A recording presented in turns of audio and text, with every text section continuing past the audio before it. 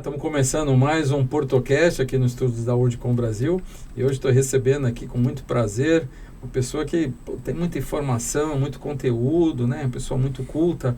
Tô recebendo aqui Paulo Henrique Cremonesi, que é advogado.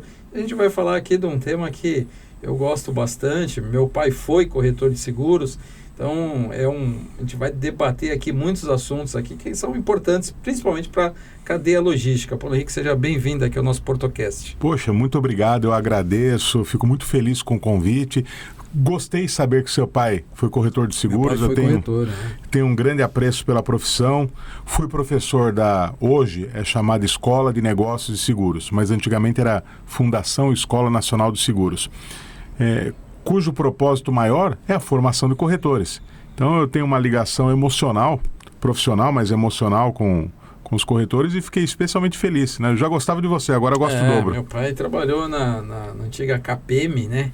Que era a Caixa de Pecúlio dos Militares, trabalhou Companhia Sul-América de Seguros, trabalhou bastante tempo. Ele tinha uma carteira muito grande, mas naquela época, seguro que a gente falava era seguro de automóvel, né? Raro o seguro de residência, seguro de empresa, mas era o automóvel básico, né? Mas eu tenho que falar algo para você. Hoje em dia, apesar da complexidade da sociedade, a cada 5, 6 anos a sociedade se torna mais complexa, mais cheia de negócios, mas a mentalidade do seguro, popularmente falando, ainda é atrelada ao seguro de automóveis. Mesmo o mercado segurador... No Brasil. Mesmo o mercado segurador, ele trabalha com arquétipos próprios do seguro de automóveis. Então ele é, sem dúvida alguma, no Brasil, em boa parte do mundo, mas no Brasil, a grande medida dos seguros. É aquele que o brasileiro conhece mais de perto. O brasileiro, assim como o italiano, o americano, o japonês, é um povo apaixonado por carros. Sim. Então é natural que ele tenha uma preocupação em proteger, porque independentemente do bolso de cada um, o carro é caro. O carro é caro. E é um bem que ele transmite muito essa ideia de risco. Tudo é sujeito a risco. A vida é impermanente. Sim. Mas o uso do automóvel, ele chama mais isso, né? Deixa isso mais desperto ao cidadão, ao comprador. Então há uma procura pelos seguros. Mesmo assim, e aqui eu deixo um recado para os colegas do pai do nosso querido anfitrião. Há um mercado enorme a ser explorado. Mesmo o seguro de automóveis, que é o mais popular do Brasil, não há uma capilaridade como deveria. Só 30% da frota brasileira é protegida por seguros. Então existe espaço aí para discussão, existe espaço para um redesenho das apólices, para barateamento dos prêmios, para crescimento do mercado. Porque as seguradoras, elas brigam por esses 30%. Sim. Então é preciso mover a mentalidade para os outros 70% e fazer com que esse indivíduo que tem carro, mas que hoje não faz seguro, ou porque não entende, ou porque é caro, né? Ou porque acredita demais na boa sorte, mas ele se sinta motivado também a proteger. E aí todos os outros seguros. É duro falar isso e eu espero ser compreendido aí pelo nosso ouvinte, né? Mas uma excelente propaganda para o mercado segurador foi, infelizmente, a tragédia no Rio Grande do Sul. Por quê? Porque as pessoas se deram conta de que em poucos minutos podem perder tudo. Exato. É claro que recentemente, nós tivemos uma enchente horrorosa aqui no Guarujá, que matou gente. Nós tivemos isso 2, 3 anos atrás no estado do Rio de Janeiro. Sempre acontecem as chuvas de verão, até uma música, né? As águas de março varrendo o verão. Sempre acontecem as chuvas de verão, os danos, mas ainda assim nós temos situações pontuais. No Rio Grande do Sul foi todo o estado. Exato. Todo o estado. Eu trabalho para o mercado segurador, sou advogado, atuo muito com ressarcimento e regresso para seguradoras, para que o nosso espectador entenda. A seguradora paga a indenização ao seu segurado, vítima de um dano, e adquire a possibilidade de buscar o ressarcimento e regresso contra o causador. O seguro é justamente para isso, para fazer com que aquele que celebrou um contrato de seguro se sinta tranquilizado, confortado. Ele vai ser amparado naquele momento. Há um restabelecimento do seu status patrimonial, se não integralmente, mas de forma bastante substanciosa. Ele sai de cena e a seguradora busca o ressarcimento e regresso contra o causador. Isso é muito importante. Primeiro, porque esse causador do dano não pode ficar impune por contra a previdência alheia. Lógico. O dano foi causado. Lógico. E segundo, quanto mais bem sucedida é a seguradora contra o causador do dano e ela reembolsa o valor que pagou ao seu segurado, mais ela consegue como é que eu posso falar? Eu ia falar exegese, né? Mas não é bem essa palavra.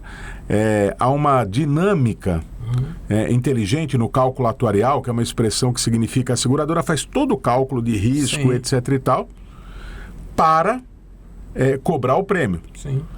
Então, quanto mais ela tem sucesso no ressarcimento, em todos os casos em que ela atua, mais ela pode diminuir o valor do prêmio. Então, olha que coisa interessante. Proporcionalmente, você, eu, quem nos assiste, todo mundo que tem automóvel, paga muito mais de prêmio do que uma poderosa empresa transnacional, importadora, exportadora de bens com fábrica no Brasil em relação à carteira de transportes. Por quê? Porque o risco da seguradora obter sucesso no ressarcimento na busca do automóvel é maior do que o risco dela conseguir o ressarcimento contra um armador que não cumpriu bem a sua função, contra um transportador aéreo que não cumpriu bem a sua função, contra uma empresa de transporte rodoviário que não cumpriu bem a sua função. Então essa proporcionalidade é interessante. É claro que o prêmio, quando a gente analisa o valor total, o prêmio que uma empresa dessa paga por um transporte de carga é infinitamente maior do que eu e você pagamos pelo nossos automóveis. Mas proporcionalmente o nosso é maior. Risco né? Então tudo é interligado. Eu acho que, se você me permitir, no seu programa transmitir uma ideia hoje, é quanto tudo é interligado. Até às vezes alguém tem uma experiência infeliz com a seguradora, porque a seguradora pode errar. Na análise de um caso, ela pode cometer um erro e negar uma indenização a um segurado que fazia jus. Aí ele tem que ir até a justiça. Isso acontece, não vou negar. Mas, a rigor, se eu puder também transmitir uma ideia aqui e quem assiste pensa, vou acreditar nele, né? Se eu merecer o crédito de quem nos assiste, é essa. E é merecedor. Não há uma maldade. Ninguém, atrás da mesa da seguradora, não existe alguém malvado com o objetivo de negar a indenização. A seguradora existe para pagar. É a função dela. Ela cobra o prêmio, ela tem um universo de segurados, tanto é que existe, chamado mútuo, né? É um princípio, o mutualismo, todos aqueles que estão agregados a ela, e ela torce para que não aconteça o sinistro. Acontecendo, ela paga, e ela, dependendo do caso, vai buscar o ressarcimento e regresso. Então, esse é o objetivo dela, e tudo é interligado. Voltando ao Rio Grande do Sul, houve aquele desastre, houve aquele sinistro, corretamente chamado de tragédia. Não há quem culpar. É bem verdade que se especulou muito, olha, o governo estadual do Rio Grande do Sul poderia ter feito isso, a prefeitura de Porto Alegre poderia ter feito aquilo, o governo federal, tudo isso pode ser discutido, é um momento ideal de todo mundo sentar à mesa e com franqueza, até para que não se repita. Entretanto, o tamanho da coisa, por mais que se pudesse falar, é previsível, tanto é que o nome do estado é Rio Grande do Sul, ou seja, é um estado que tem bastante água. 70 anos antes houve um negócio parecido assim. Tudo isso é verdade, tudo isso mas o colorido da coisa foi de uma tragédia, foi de algo imprevisível, inesperado e irresistível. E, independentemente de falhas, né, foi algo assim bastante extraordinário. E esse algo mostra que todos nós estamos sujeitos a danos. Eu falo isso muito quando tenho a oportunidade de interagir com o público, de uma frase do Churchill. Foi o primeiro-ministro da Inglaterra na Segunda Guerra Mundial, considerado um dos maiores britânicos da história, um cara fabuloso.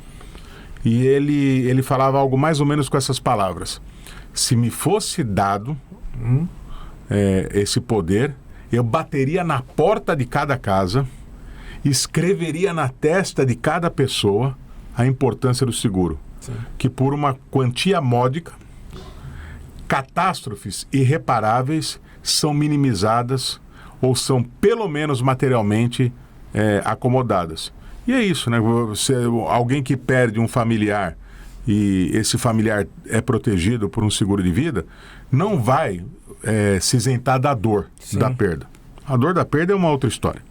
Mas pelo menos os efeitos materiais da perda, né, serão suportados pelo seguro. Então, aquele filho menor daquela família que foi vitimada pela tragédia, a morte prematura do pai ou da mãe, ele sabe que ele poderá contar com um valor X que o permitirá estudar. Então, é para isso que serve o seguro. Isso é importante. Você começou falando algo, Cremonese, que, assim, eu até sempre falei assim, ó, comecei a trabalhar muito cedo, com 11 anos de idade, né, no Ferro Velho em São Vicente, e fui para a minha vida empresarial aos 17. Né, e com 25 anos eu já tinha uma empresa relativamente de tamanho médio, e eu tinha uma preocupação muito grande, né? Naquela época a internet estava começando, né? E a minha preocupação era, se eu sofro um acidente de carro, como é que eu vou me sustentar e sustentar a minha família? E por incrível que pareça, na época eu fiz um seguro de vida com uma indenização não de morte, mas de invalidez alta, que fosse suficiente para que eu comprasse um negócio que eu pudesse tocar, no caso eu ficar passível de uma utilização de cadeira de roda. Então parece algo meio maluco, né? Uma pessoa com 23, 24 anos pensar nisso, mas era uma preocupação que eu tinha. E na época eu fiz um seguro no Citibank, e eu mantive durante, eu acho que uns 12, 14 anos, que eu sempre comparava o seguinte: quanto custa um bom posto de gasolina, que é algo que eu posso administrar sem precisar utilizar a minha locomoção, né? Que eu poderia fazer através, caso eu ficasse inválido dentro de uma cadeira de roda. E fiz um seguro que dava exatamente para isso. Eu tinha um prêmio lá, tipo, em valores de hoje, coisa de 6, 8 milhões de reais. Então, parece uma coisa meio doida, né? Mas para nós que somos empresários, que você falou o risco está todo dia presente na minha vida, né? E na vida de todos nós, aliás, né? Eu tinha esse conceito, né? De falar assim, poxa, eu preciso ter isso. E vim mantendo durante os anos, eu vinha mantendo isso aí, porque era uma preocupação que eu tinha minha, né? Quando fui aos Estados Unidos, em 2002, 2001, né? Eu fiz um empreendimento na Flórida e lá veio todo tipo de seguro. Primeiro começou porque o banco me deu crédito, exigiu uma pólice de seguro de garantia de pagamento, né? Com resseguro internacional que eu tive que fazer na época na Swiss Re, lá em Zurique. Segundo, uma pólice de risco de engenharia, da qual o projeto que eu estaria construindo não estava errado e que ia ser acompanhado. Então, quando eu tive a oportunidade de estar lá na Flórida, tive a oportunidade de saber a abrangência, né, que a gente não tinha aqui no Brasil, da gama que a gente tem de seguros oferecidos, que, primeiro, como você bem colocou, assim, o seguro ela não está ali feito para não te pagar.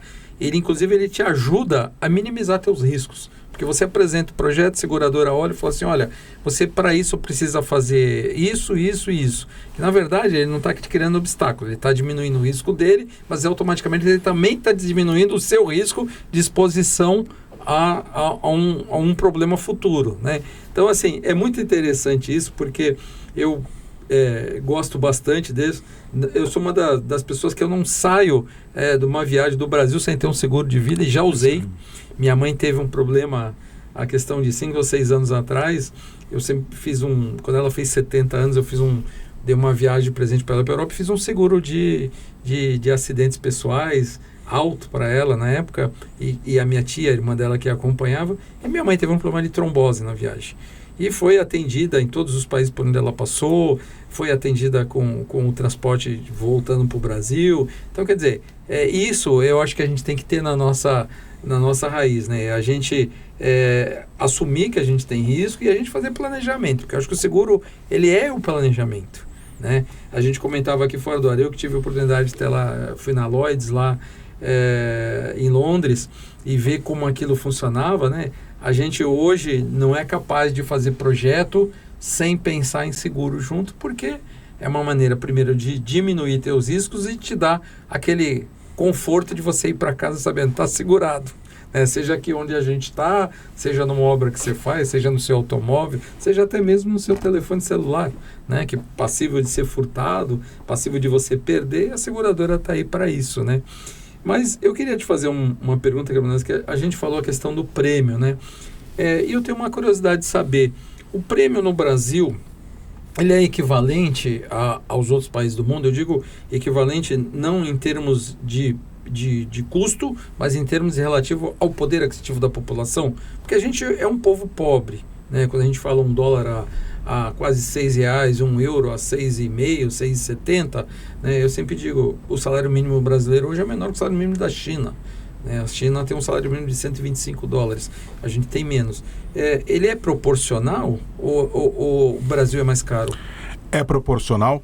Antes, assim, já volto à pergunta, mas eu queria deixar um elogio público à sua forma de encarar os seguros, e talvez isso tenha a ver com a sua natureza. Desde jovem é alguém vocacionado ao ramo do empreendimento. Você é um empreendedor nato, né? Então é a sua forma de encarar, a sua forma de ver a vida. Então isso é muito importante. E o desafio de pessoas como eu e você é levar essa mentalidade para as pessoas de uma forma geral.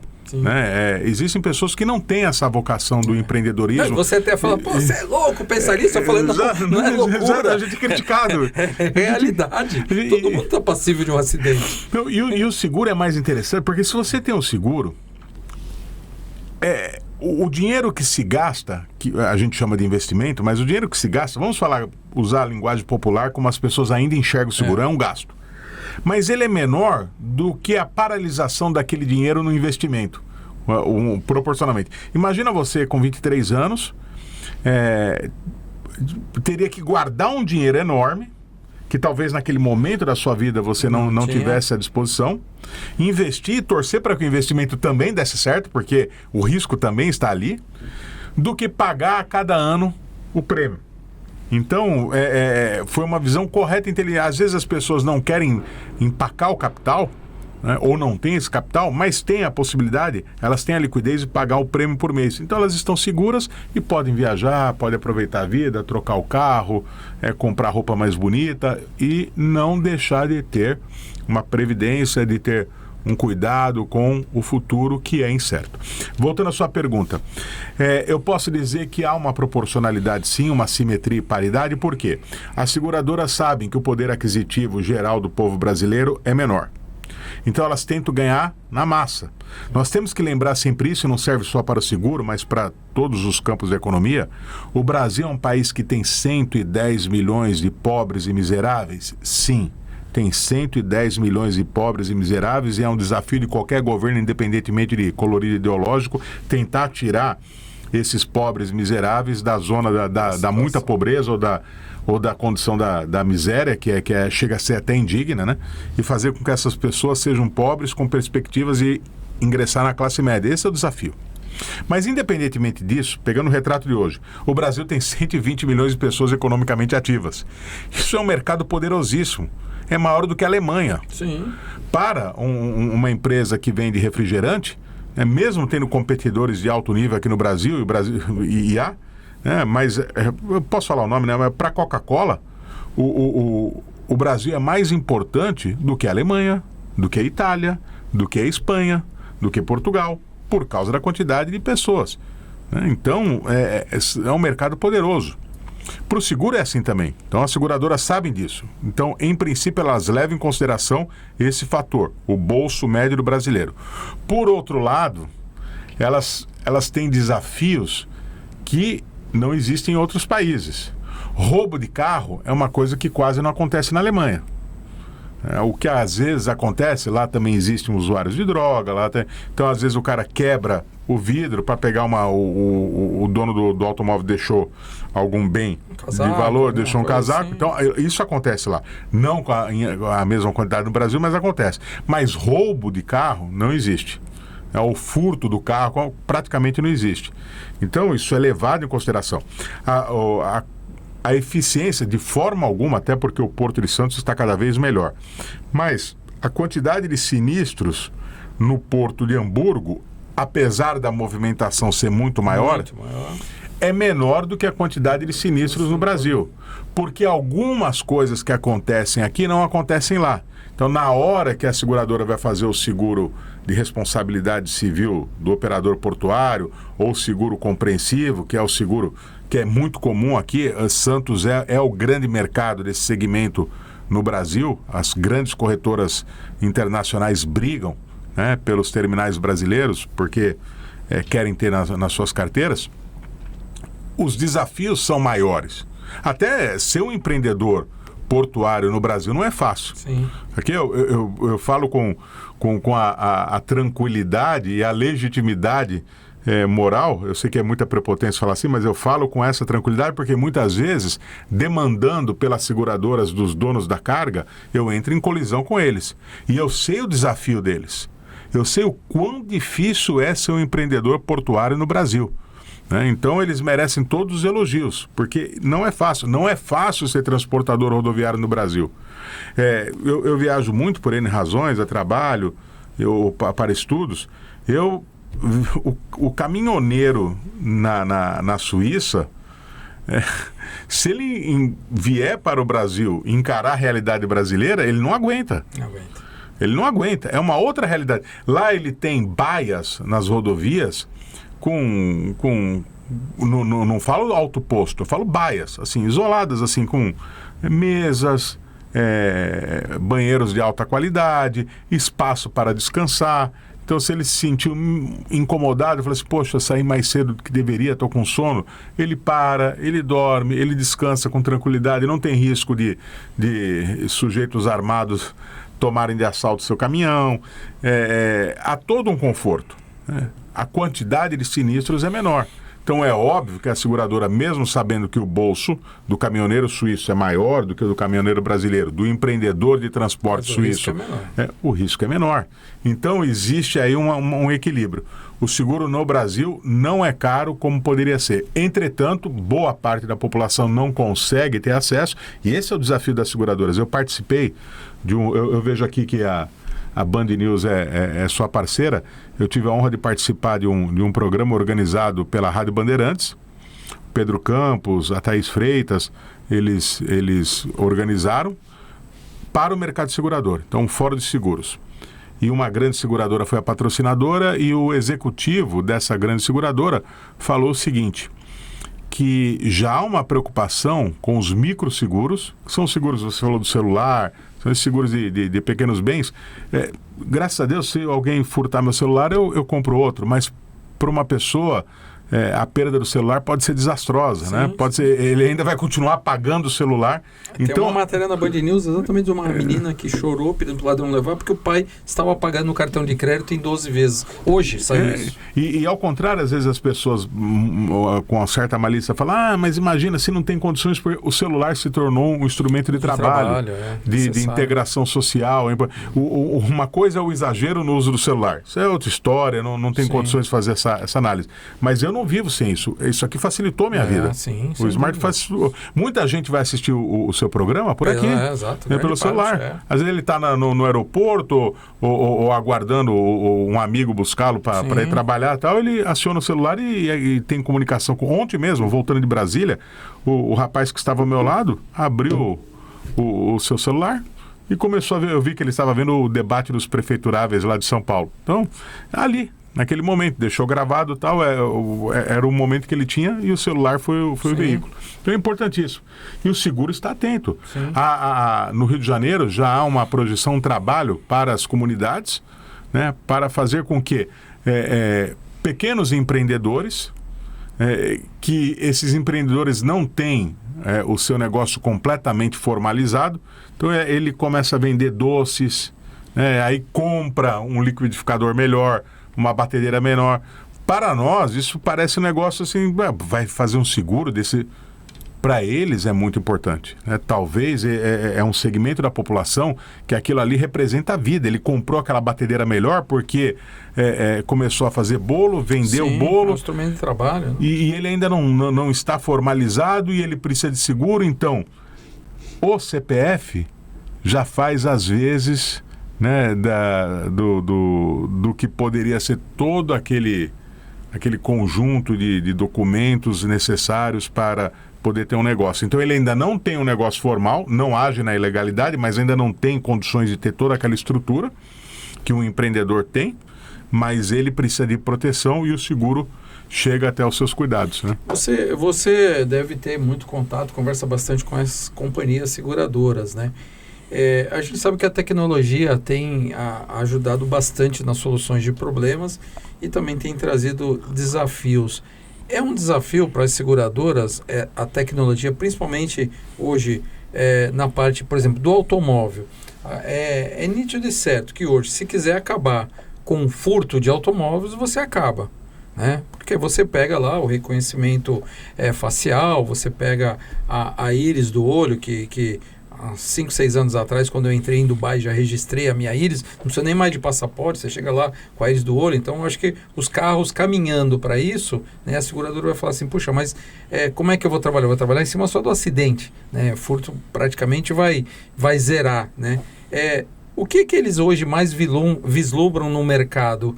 É a questão dos seguros alternativos ou seguros ligados à tecnologia, dos riscos da tecnologia? Porque a tecnologia é um risco, né? A tecnologia é um risco. O cyber risk, como as seguradoras chamam internacionalmente, é uma das maiores preocupações, porque é até difícil de mencionar os estragos. Exato.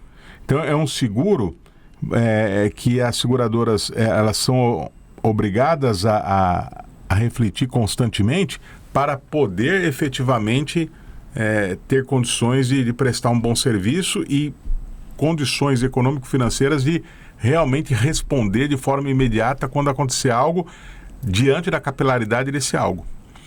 Eu acredito que hoje você tocou num ponto fundamental, que essas tecnologias, sejam as de informação, sejam as digitais em geral, elas são a grande preocupação. Eu não digo a primeira, a segunda. A primeira são os desastres ambientais. As seguradoras estão... Para quem... Aqui fica um alerta. Para quem tem... Porque nós vivemos num mundo, o Brasil em especial, com muita crispagem ideológica. Então, todo assunto as pessoas analisam pelo prisma ideológico. Achar que nós já estamos à beira do final do mundo por causa dos problemas climáticos é uma temeridade. Ignorar também que existe alguma coisa estranha que as pessoas ainda não sabem se realmente é derivado da conduta humana ou se são transformações normais, até porque os grupos humanos avançaram nos domínios, né, na Terra. Então, hoje nós temos muita gente morando à beira-mar no mundo todo. E pode haver uma elevação da água. Isso pode acontecer. Nós já vivemos era glacial, aquecimentos globais quando não havia nem sequer atividade fabril. Então, sim, pode haver naturalmente uma mudança. Como pode ser que talvez, isso precisa ser bem estudado, que as condutas humanas estejam causando algum desequilíbrio. De qualquer forma, nós temos catástrofes acontecendo a todo instante, com reflexos econômicos maiores. Então, para quem de um lado ou de outro coloca o selo ideológico, eu deixo aqui um recado. Eu fiquei muito, muito preocupado quando eu percebi o mercado segurador preocupado. Porque o mercado segurador não tem ideologia, ele não tem... preferência, ele tem matemática e ele sabe que vai arcar com a conta. E desastre ambiental raramente vai buscar o ressarcimento de alguém. Então a conta vai ficar no bolso dele. Então por isso ele está preocupado. Então isso é uma verdade. Eu fiz esse parênteses, mas voltando ao risco cibernético ou digital, ele é a preocupação maior. Por quê? O paradoxo do desenvolvimento tecnológico. Com o desenvolvimento tecnológico, nós vamos conseguir muitas coisas para o bem comum, para a qualidade de vida. E eu dei o exemplo do celular e falo, antes da gente começar a conversa, no in off, né, eu cheguei aqui, você perguntou sobre Salamanca, eu tive a oportunidade de estudar lá algumas vezes, e posso ficar alguns períodos estudando, sem prejudicar o meu sócio, sem prejudicar o escritório, por causa do smartphone, por causa da internet.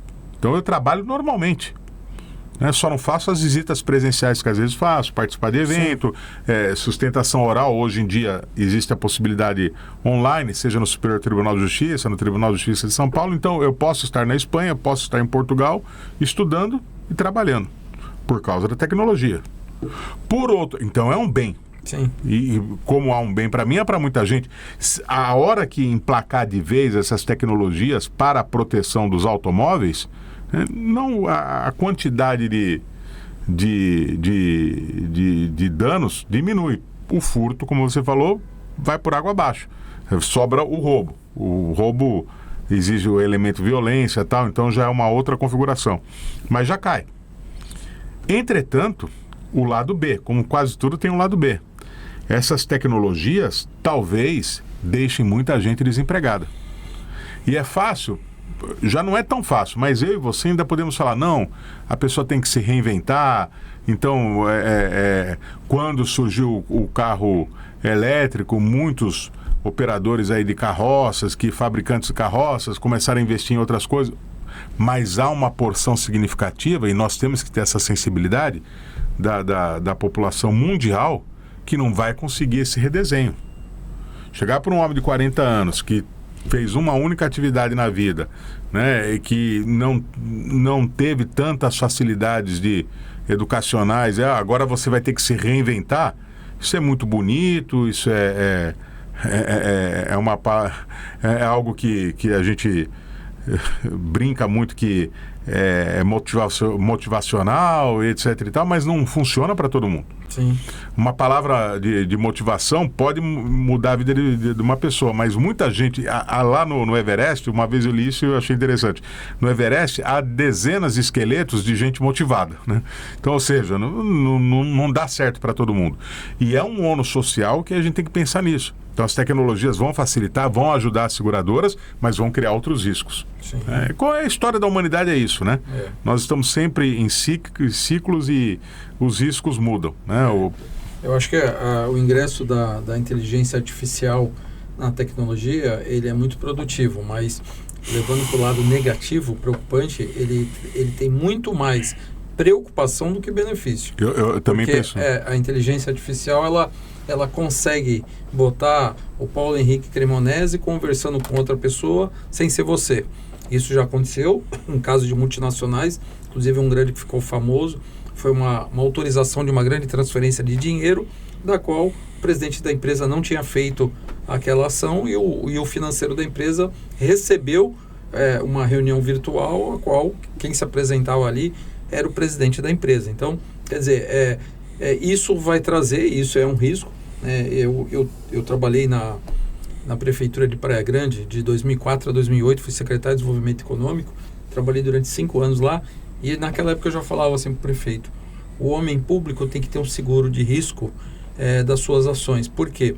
Porque o homem público ele é muito induzido ao erro, né? Por razões de interesses de terceiros. Então, muitas vezes ele depois que ele sai do cargo, ele responde 5 anos dos processos anteriores, ele fica 5 anos sujeito a ter um processo. Então eu sempre falo isso para o prefeito, falo assim, para compensar trabalhar no poder público, você tem que ser acompanhado de um seguro. Primeiro que o seguro vai te dar suporte, segundo que o seguro vai te dar confiança. Então eu sempre falava isso, que eu acho que é fundamental. E com a inteligência artificial, eu acho que para o mundo dos negócios, ela vai trazer um risco muito maior, que eu acho que as seguradoras devem estar atentas a isso, porque realmente a gama de negócios dentro desse universo seguro, ele tende a aumentar brutalmente, né? Eu tenho observado alguns estudos, Cremonese, e eu, como faço sempre projeto de infraestrutura que demora muito tempo, eu vejo que nos próximos 40, 50 anos, a população do mundo vai cair assim, de uma forma vertical, por alguns motivos. As pessoas hoje só têm um único filho, é o meu caso, que já está com 25 anos, que tem uma única filha. Eu tenho uma netinha agora de 5 meses. Fora os casamentos homoafetivos, que as pessoas não têm filhos. Então, se você olhar para frente, nos próximos, vamos falando aí de 2050, 2060, a população do mundo ela cai bastante. Aí você preocupa, né? Porque você fala, puxa, é atividade industrial, como é que vai fazer? Só que, por outro lado, quando você olha a capacidade e o consumo da população, ele cresce de uma forma que eles se cruzam na mesma velocidade. Só que ao mesmo tempo que você tem mais consumo, que você tem mais negócios, você tem mais risco. Sim, né? Então tá aí o grande desafio da seguradora, né? Que nem você falou. Essa mudança, né, que a gente está tendo, as alterações climáticas, né, esses riscos ambientais que vão vir muito grande, e por outro lado, essa alteração na exposição de risco que todos nós tomamos todo dia, né, com uma capacidade muito maior de entrega. Porque se você pegar aí na época dos nossos pais, quem fazia sapato só fazia sapato. Quem fazia roupa só fazia roupa. Hoje você pega todos os negócios, não dá para o cara se manter num segmento, né? Então, se ele produz 2 segmentos hoje, ele dobrou a sua capacidade de risco. Se ele produz 3, ele triplicou. Ele está exposto, né, a riscos. Então, eu acho que realmente o mercado de seguro é um mercado que tem desafios muito grandes. É matemático, para mim tudo é matemático, né? Mas ele vai ter uma inovação muito grande, porque as pessoas, eu imagino, no universo de 20 anos, não vão estar vivendo sem ter um seguro que abranja não só a cobertura do automóvel, mas a cobertura do seu telefone, a cobertura do seu plano de saúde, que ele vai estar usando, a cobertura abrangente da vida.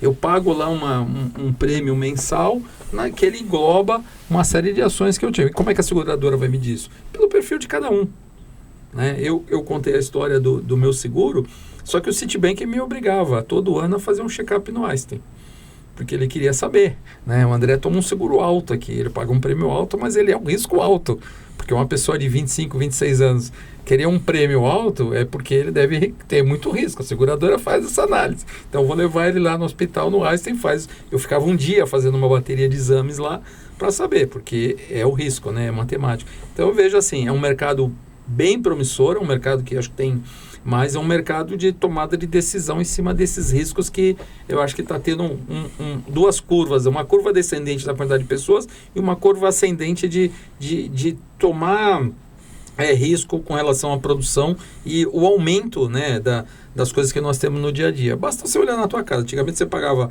aluguel, luz e água. Hoje você tem conta do Netflix, você tem conta do Spotify, você tem conta, né, tanta conta que você até às vezes esquece de quantas contas você paga por mês, né?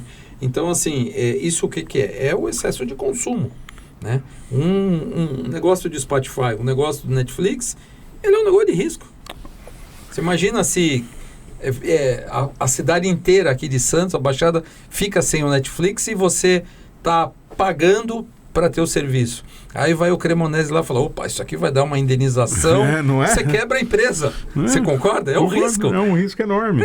Que eu acho que todo mundo, num universo não muito distante, universo de médio prazo, vai tá coberto por isso. Há um professor espanhol, Eugênio Llamas Pombo, e ele fala muito disso, as sociedades de riscos. Nós vivemos em sociedades de riscos. Hoje, essas sociedades são completamente diferentes das que de 70, 80 anos. Podemos até usar um marco para ficar na cabeça de todos, assim, um marco histórico. A Segunda Guerra Mundial. Ela despertou para todos a quantidade de riscos que estamos submetidos, com o desenvolvimento exponencial da industrialização, que sempre esteve em marcha, mas ali mostrou que o mundo realmente passou por um redesenho. É um paradigma, um divisor de águas da Segunda Guerra Mundial. E muito rapidamente, você falou coisas assim interessantíssimas, inteligentes. Eu vou fazer uma espécie de... eu não gosto de estrangeirismo, mas esse cabe aqui, um bullet points, né? Assim, bem rápido, porque é um desafio das seguradoras e é um desafio do direito como um todo. Um deles, né, as atividades poliédricas econômicas. Eu dou um exemplo muito, muito bacana, e Santos é uma cidade que é cheia de farmácias, né? Quando nós éramos pequenos, nós somos mais ou menos contemporâneos, da mesma idade, quando nós éramos pequenos, as farmácias eram apenas e tão somente farmácias, vendiam produtos fármacos, né? E os farmacêuticos, eles também aplicavam injeções, né, cuidados assim básicos. Hoje as farmácias são pequenas lojas assim de produtos em geral, né? Elas vendem comida, elas vendem produtos de beleza, sorvete, sucos, vende tudo. Então são atividades diferentes, né? Quando você tem atividades diferentes, tem muitos benefícios, mas também aumenta os riscos. Uma outra coisa assim, o perfil. Olha só que também a gente falou de muita coisa aqui, ideologia, perfil e tal. O perfil aplicado ao seguro e a inteligência artificial e como os erros podem acontecer. Lá na Espanha, na Europa, a União Europeia fez uma paridade absoluta, uma igualdade absoluta entre gêneros, entre homem e mulher, entre homens e mulheres. Com isso, não se pôde mais cobrar prêmios diferentes vamos voltar ao seguro de automóveis, para o seguro de automóveis. Homens e mulheres passaram a pagar a mesma coisa. Aí se percebeu uma grande injustiça. Em nome de uma igualdade que não foi devidamente calibrada, as mulheres começaram a pagar mais. Porque as mulheres causam menos sinistros. São mais cuidadosas. Até aquela piada boba que, graças a Deus, nos faz mais, que mulher não sabe dirigir, mas ela é uma grande mentira. Porque mulheres não causam sinistros. Ou, pelo menos, não causam sinistros com grande impacto econômico. Homens causam.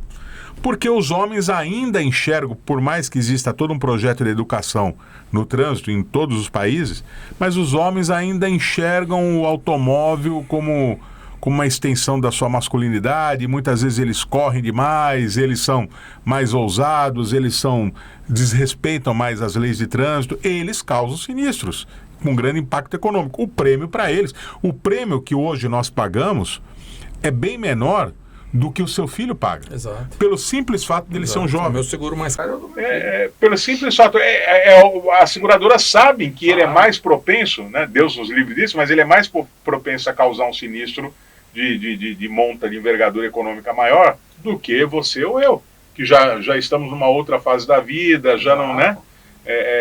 Temos pequenas desatenções, não as grandes, ou os riscos que o jovem corre ao dirigir.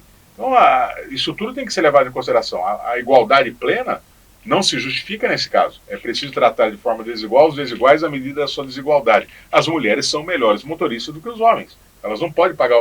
O perfilamento é preocupante. Aí, já entrando na esfera criminal, há um justo receio de que informações indevidamente imputadas aos programadores da inteligência artificial, porque depois ela vai por conta própria, né? Gerem preconceitos, gerem estereótipos, que nós estamos fazendo como sociedade todo um esforço para nos livrar desses estereótipos e, de repente, informações indevidamente colocadas, né? Ou uma análise não sensível de situação, porque a inteligência artificial não tem a sensibilidade que o olho humano tem. Eu não sou contra a inteligência artificial, não sou contra o desenvolvimento tecnológico, dei até um exemplo do que é bom para mim, mas eu não tenho coragem de embarcar a bordo de um avião não tripulado. Porque, mas o comandante pode errar. Sim, ele pode errar. O comandante, mas o instinto é o de preservar a própria vida, né? Além da responsabilidade, do dever ético, e profissionais como comandantes têm um senso de heroísmo, né? De querer salvar a vida de todos. Quase que imbricado a diferença entre a máquina e o ser humano. É lógico, ele vai querer salvar. É a experiência, né? É o feeling. Eu digo, quando eu fiz 50 anos, eu falo assim, então uma coisa que meus 50 anos trouxe é enxergar pouco de perto, mas muito de longe, né? Você já passou a experiência como aquelas, pelo jeito que uma conversa começa, você já sabe como ela vai terminar. Então, quer dizer, a questão da programação, a inteligência artificial, a máquina, ela foi programada para fazer aquilo perfeitamente, ela vai fazer. Só que na hora que tiver algo que tem algum impacto, por exemplo, uma mudança climática, algo que não está previsto, a máquina não tem como tomar a decisão se alguém não tenha programado. Mas dá para se programar 8, 10, 20, 100 opções daquilo acontecer. Tá, mas pode acontecer algo que não está programado. Você citou o avião, quando que um Boeing da Gol ia imaginar que um outro avião ia desligar o transponder e ia atravessar no meio da asa dele? Nunca, isso não existe. Foi inevitável o acidente, mas com certeza o piloto fez tudo para tentar salvar a vida dele e das pessoas que estavam a fora, isso não tem dúvida. Eu nem sei se a gente tem tempo, mas isso aqui vale a pena falar porque tem a ver com seguro, tem a ver com direito, tem a ver com responsabilidade civil, tem a ver com risco, tem a ver com programação. Aí não foi um problema da inteligência artificial, mas nós podemos usar esse exemplo para entender a inteligência artificial. O Morumbi passou recentemente por uma grande reforma, o estádio do Morumbi. Por uma grande reforma, porque apresentava rachaduras e havia um risco. Não é o time dele. Não, eu sou palmeirense. Mas não é para falar mal. É o Allianz Parque. Eu vou defender o São Paulo, Passou por uma grande reforma. Os engenheiros erraram lá nos anos 70, quando construíram o Morumbi? Não. O que aconteceu e que não foi possível prever? A mudança do comportamento de torcida. O Morumbi aguentaria até o impacto de um avião, por incrível que pareça. Claro, ia ficar variado e tal, mas aguentaria. O que mudou?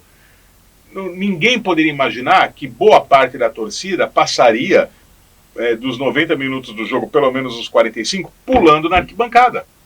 Mudou o jeito de torcer. Então o torcedor ficou lá pulando. Isso não foi previsto. Nem se pode dizer que foi um erro, foi uma mudança comportamental completamente inesperada.